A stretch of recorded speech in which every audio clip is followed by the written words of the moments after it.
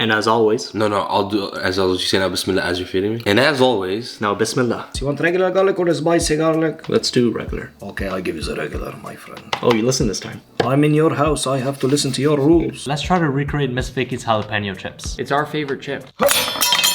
That's like the biggest tip break I've ever seen. There it is. So you're Miss Vicky's. You mean this Miss Vicky's? Yes. Oh, I love that. Chill out. Pakistani fish and chips. That looks good, my man. A spicy fish and chips from the Spice Boy. Let's make a sticky toffee pudding, Gordon Ramsay style. No. Better than Gordon Ramsay. 2009, kids, it was 14 years ago. The foodie world's moved on since then, but well done, however. Kulfi is basically like ice cream. And it's a very popular frozen dessert in Pakistan. You know it's my cheat day. Here's how you can make a halal Big Mac.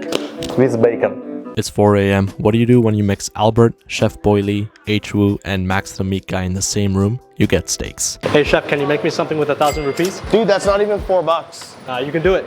Chale. Alright, cheers. Cheers. 1 cup of milk? That's blunt force trauma right there. My bad, bro. I blindfolded my chef friend to show us how to quickly chop ingredients in the kitchen. Honestly, gajar ponge. That's all I got. I'm telling you guys, my Punjabi's the worst. Now you all know I suck at baking, so I needed some backup from my buddy Chef Boily. Here's how you can make Thai chili honey kulfi. Here's how you can make an apple pie samosa. It is 1:54 a.m.